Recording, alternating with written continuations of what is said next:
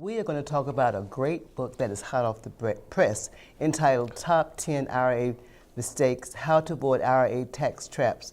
It's by author, financial advisor, teacher, and mentor David F. Royer, who has been in the financial services industry since 1969, or rather 50 years. That's a long time. And Freeman, you had the distinct honor of giving your comments on the book. So what do you think about it? Well, Carolyn, let me tell you, this book is awesome. And it was indeed an honor for me to provide comments. Now, we have so much to cover today, alrighty? In addition to that, it may take approximately 2 segments for us to share the important elements of this educational work. So, let's get started. Well, let's start with dispelling some of the IRA myths. You know, myth number 1 is that you own your IRA, but do you really? Well, that's true in some circumstances, and most circumstances. And the other circumstance is that if you inherit an IRA, you don't necessarily own it. There are advantages with the husband and wife where if one predeceases the other, they can take ownership of the other spouse's IRA. Another myth number 2, is that you can beat the tax. You know, Carolyn, we've had a number of folks that come to us and they say, well, look, if I take a distribution from my employer-sponsored retirement account, I'm refer to that as a qualified accounts from henceforth, like 401ks or TSPs or 403bs, the IRA. They say, well, I don't want to pay any taxes on the distribution. Well, that's wrong. Whether you like it or not, you cannot beat the tax. And then the other response is, well, is there anything that I can do? Well, these funds you put away or contribute to those qualified plans, they are pre-taxed.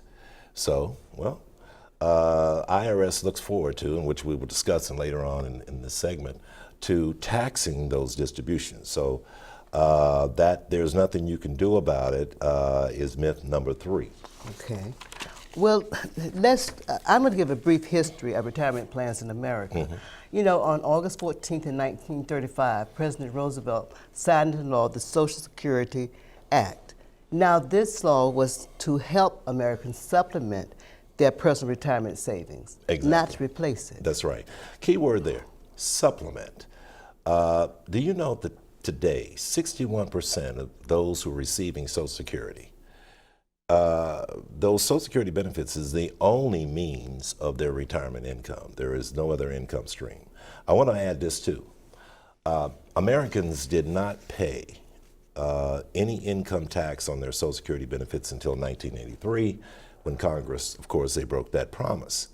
Now, I want to add this too, that the more you earn during retirement to support yourself, the more likely you'll pay income tax on your Social Security benefits. And this is important too, audience. I want to emphasize this to our viewing audience. Distributions from a traditional IRA are taxed as ordinary income. So increases in the taxable income can also increase the tax on your Social Security benefits.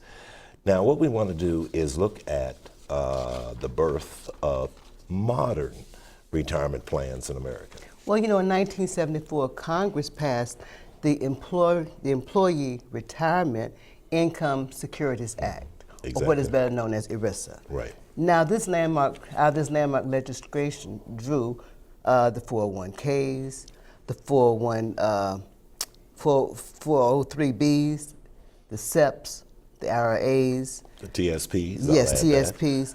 But you know, ERISA was designed to encourage Americans to prepare for retirement and become less dependent on Uncle Sam. Now, let me just interject 4 incentives, very attractive incentives to save. Participants are allowed to deduct their contributions from their income tax. It's often referred to as salary reduction. And Carolyn, gains, tax deferred. Now, these retirement accounts also are exempt from creditors. And most of the private sector and the public sector offer payroll deduction. So it makes it easier for employees to save for retirement. Well, you know, saving retirement with all those incentives was irresistible. Exactly. But there was a catch. And here's the catch. You save the tax on the seed, all right? Now, watch where I go with this. But now you must pay the tax on the crop. Now, let me see if I can draw a little analogy, folks. When you save the tax on a seed, you are contributing to your employer-sponsored retirement account, or your IRA, all right? But now when you pay the tax on the crop, when it's time to harvest, your senior partner, IRS, steps in. Now the thing is, your senior partner did not support you with the volatility that exists in the market, the fees, the loads. But then again, when it's time to harvest, when it's time for required minimum distributions, or I should say, when there's a mandatory withdrawal, okay, at age 70.5, that's when your senior partner steps right in and participates in the distribution with taxes.